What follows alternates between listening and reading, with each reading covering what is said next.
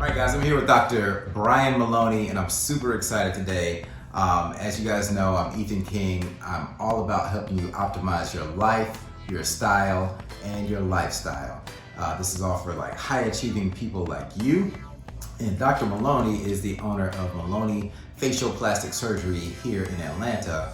So I just have a few questions for him, like some burning questions I've been begging to ask him. So he's agreed to sit down with us today and give you the inside details that you may not know about. So Dr. Maloney, how you doing today? Fantastic. Right. Thanks so much. Great seeing you. Yeah, great to see you too.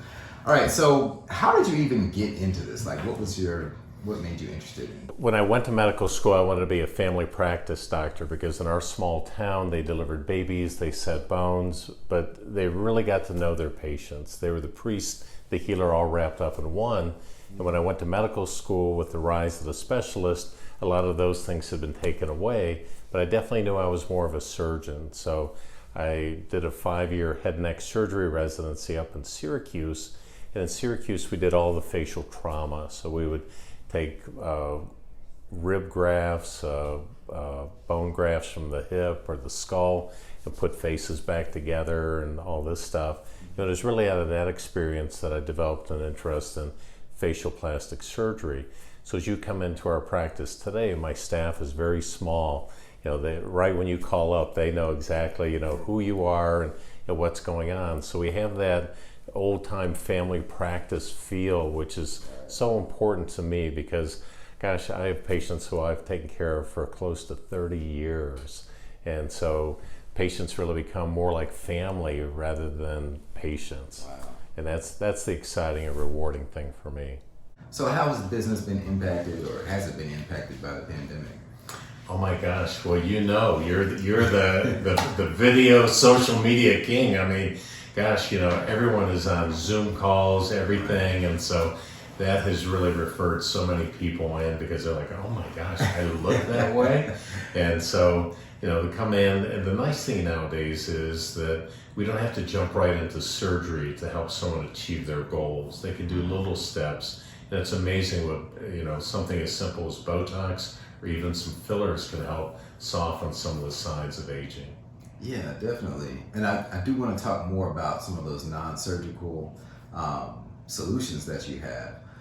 But before we get into that, I've always been curious. There seems to be this stigma around plastic surgery, or is that cultural, or does that even exist anymore? So 20 years ago, if I saw a guy in my schedule, it would usually say, Bill Johnson, mole removal, and he would come into the office.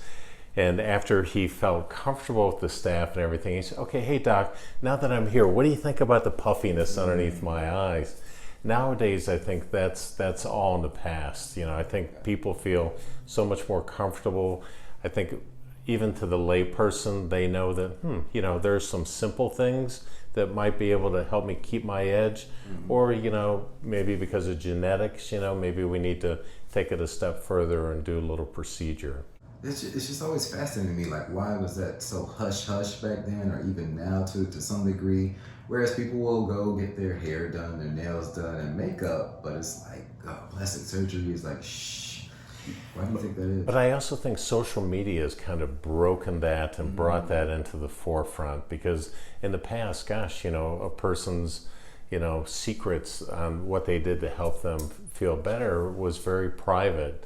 Nowadays, gosh, it's out there and people are talking like, hey, you know what, I did this filler and man, I look 5 years younger from, a 10-second treatment and stuff like that. It's like, oh my gosh, that is really neat. That is. So let's talk about the filler, which I've done here just, a few months ago, or was it even that long? And you mentioned Botox. And what are some non-surgical solutions that you offer? So Botox is really the #1 cosmetic treatment, and it's really fascinating. When we look at our skin, we have the outer layer, and then we have the supporting layer with all the collagen fibers, and our body's constantly breaking down and rebuilding. But in some places of the face, we have muscles that insert right into the bottom of that layer. Mm-hmm. So every time those muscles work, that collagen gets a workout, and eventually that collagen breaks. We see that on the surface of the skin as a wrinkle. So the really neat thing about Botox is when we rest that muscle, that allows that skin a chance to mend and repair itself. So that skin is actually stronger at the end of the treatment than before we started. We see that on the outside as we see that skin begin to smooth out. So when you really understand how Botox works, it's like, oh my gosh, we're creating this environment that allows our body to heal and mend itself. It's like, gosh, you know, even for the most ardent person who's against Botox, oh, I would never do that. When they understand how it works, like, I want that. Right. And with fillers, in the old days, fillers were made out of a lot of artificial stuff. Nowadays, most of the fillers we use are made out of high hyaluronic acid.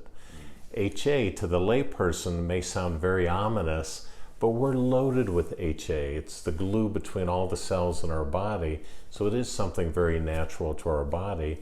And for that reason, some of these will last up to about 2 years. Wow. Oh, that's awesome. Yeah. So you mentioned collagen, and I've always wondered, because you can buy collagen supplements over the counter and take them orally. What does that really do anything? Does that help? Yeah, so the collagen supplements, most of us don't need that. If we have a balanced diet, you don't need to take that. Okay. If you're taking it for nails or hair, then getting more of a balanced hair, skin, nail supplement would be better as opposed to just taking collagen.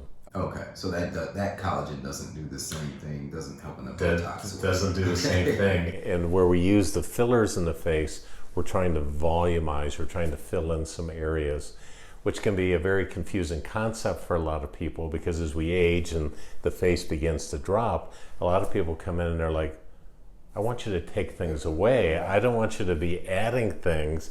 But then when they understand that as the cheek drops and gives us a little groove, we can lift that up by adding a little bit of filler, or we can turn a frown back into a smile to help, you know, soften some of those harsh changes that can occur with the aging process. Yeah, that kind of caught me by surprise too, the first time when I came to get the filler, because so my background is in art, and in sculpture, you always think about what can you chisel away to achieve the shape you want, but you're actually like filling in, and the volume creates the smoothness, right? As we age, there are a lot of things that happen. The bones begin to shrink, some of the fat begins to disappear, and so by restoring some of that structure, that's what helps to lift the skin up and restore some of that youth.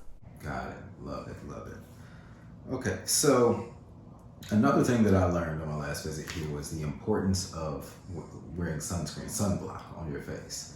And I've been sticking to it. So fantastic. In fact, when I came, first time I came to see Dr. Maloney, like I had these dark circles around my eyes. And I don't know if you can tell, but it's improved a bit. And two things. Well, one, the Retin A, I've been using that, and also been using the heavier sunblock around my eyes where it was getting like really, really dark. But the question always popped up, it's summertime and we're on vacation, you're out on the beach.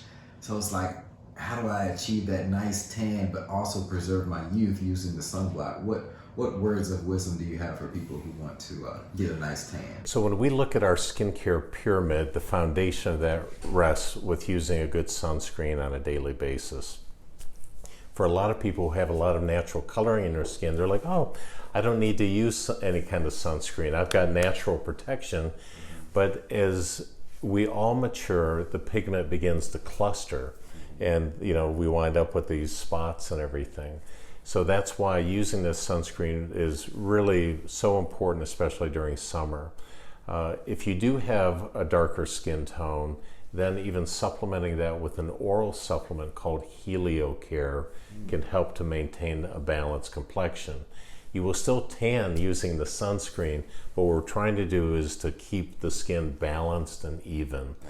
And then when we think about the Retin A, our outer layer of our skin, the qualities of that we refer to as the complexion. Well, the outer layer's function is protection. So if we do anything repetitively to that layer, it thickens. On our hands, we develop calluses. On the surface of the skin, we see the skin thicken and the complexion begins to dull. So the cornerstone of youth rests with a beautiful, smooth complexion. So the Retin A will help to bring that down to a more normal level, and then it helps that skin to just grow in an orderly fashion. And so, especially with patients who are concerned about spots and everything, I really call it the balancing cream, because its main goal is to really balance out the complexion, soften some of those darker spots, and just kind of stimulate the rest of the skin. So what words of wisdom would you have for a student who aspires to one day have a business like yours? Gosh, I'm a clinical professor with the UGA Medical School, so I work with the medical students all the time. And one of the most important things about my field is really having that genuine compassion in your heart. I spend a lot of my time just listening and trying to understand, what the patients are hoping to achieve with the treatment, and then trying to educate them on the options, and at the end of the day, hopefully set us up for a happy outcome.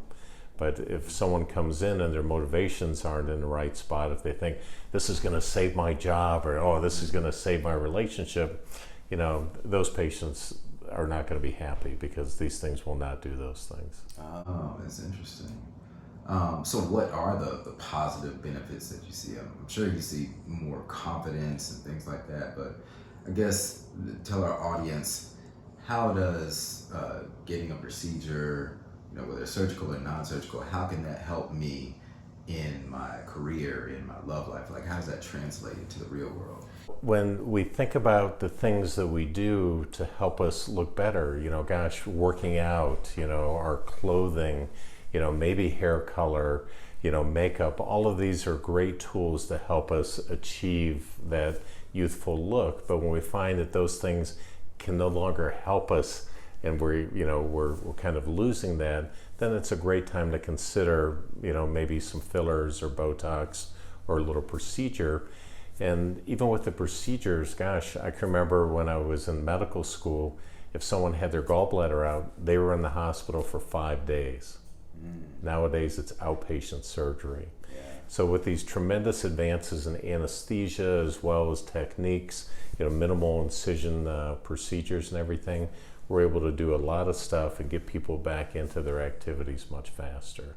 Yeah, wow, technology and medicine just advanced so quickly. Well, guys, you heard it here. If there's something that you want to get done that'll help you look good, feel good, you're going to do better in life when you feel better about yourself, right? Wouldn't you agree? Exactly, and that's I think, the fun part about this. I can remember years ago, my mom came in and I did a bunch of work on her, and when she went home, my dad called me and he said, "What did you do to your mother?" And I said, "Well, what do you mean?" And he said, "She's running around here with more energy than I've seen in years." Wow. And when we do look in the mirror and we feel that internal strength, that just flows to so many aspects of our life. Wow, so great. Well, guys, there's so many possibilities out there. I didn't even know about half of this stuff until I met Dr. Maloney, so I learned just a wealth of information every time I come here. I recommend you just come and sit down with him, tell him what you're thinking about, and he may open your eyes to something that you didn't even know was possible. So look it up, Dr. Maloney. We'll put everything in the notes below. But Maloney Center for Facial and Plastic Surgery. Check them out right here in Atlanta. Great. Thanks a lot. Thank you.